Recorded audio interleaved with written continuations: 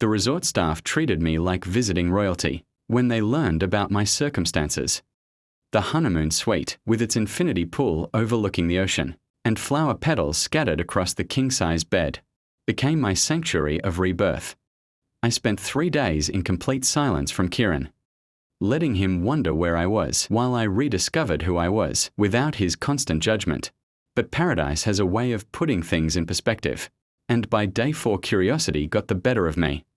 I started checking in with mutual friends, and the stories that trickled back were better than any revenge plot I could have scripted. Kieran's Swiss adventure was turning into an absolute disaster. Our friend Rachel, whose husband worked at the same company, filled me in on the delicious details during a video call while I was getting a massage on the beach. Apparently Cassandra's intimate, team-building retreat wasn't as exclusive as Kieran had believed.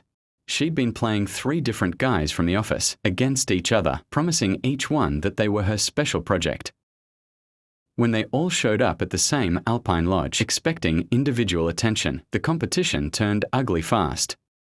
Kieran found himself sharing a cramped room with Derek, from accounting, who snored like a freight train and had a serious body odor problem. But the real humiliation came when Cassandra made her intentions crystal clear on the second night. She publicly chose Brandon, the youngest guy on the team, for her private mentoring sessions, leaving Karen and the others to realize they'd been played like chess pieces. The man who had cancelled his honeymoon to impress his boss was relegated to the kids' table, watching his career dreams crumble while sitting in a hot tub with his snoring roommate. Meanwhile, I was posting the most stunning photos of my solo adventure on social media. Sunrise yoga sessions, temple visits, cooking classes with local families. Every image a testament to the joy I'd found in my own company. The irony wasn't lost on me that while I was having the spiritual awakening he prevented us from sharing, he was discovering that his goddess had feet of very expensive clay.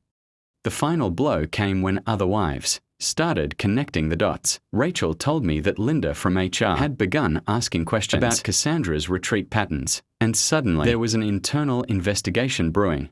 What Kieran thought would be his big career break was about to become the scandal that destroyed his professional reputation. The man who wanted me to be more like Cassandra was about to learn exactly what being like Cassandra really meant: manipulative, calculating, and ultimately toxic to everyone around her. As I watched another perfect Balinese sunset from my private infinity pool, sipping a cocktail that had been crafted just for me, I realized that losing Karen wasn't my tragedy. It was my liberation, and the best part, he was still in Switzerland, probably still trying to figure out how everything had gone so spectacularly wrong. When I finally returned from Bali, I was a completely different woman than the one who had left. 10 days of pure freedom had given me something I'd forgotten. I possessed confidence in my own worth. I'd made that decision while watching my final sunrise from the resort's private beach, sipping coffee that tasted like liquid gold, and knowing that I would never allow someone to treat me like a consolation prize.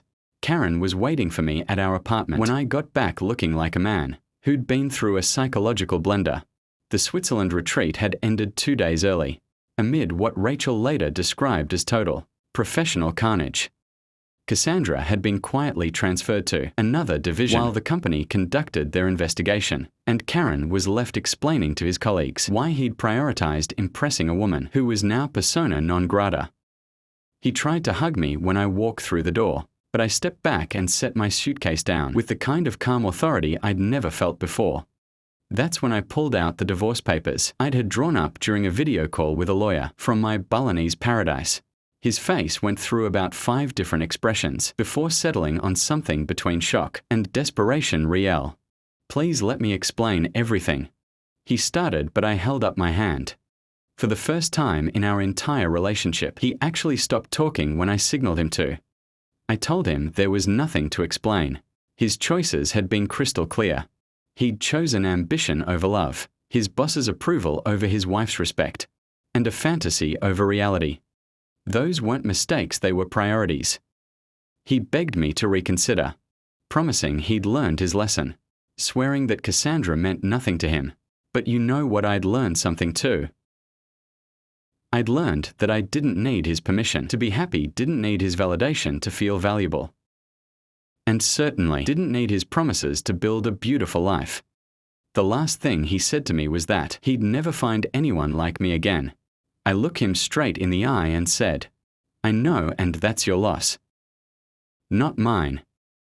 Then I walked out of that apartment and into the life I should have been living all along.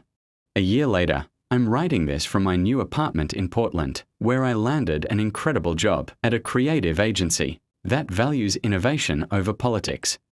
Kieran, last I heard, was working at an entry-level position across town after his reputation in finance became radioactive. Cassandra's investigation revealed a pattern of workplace misconduct that ended her career entirely. Sometimes the person who betrays you ends up doing you the biggest favor of your life.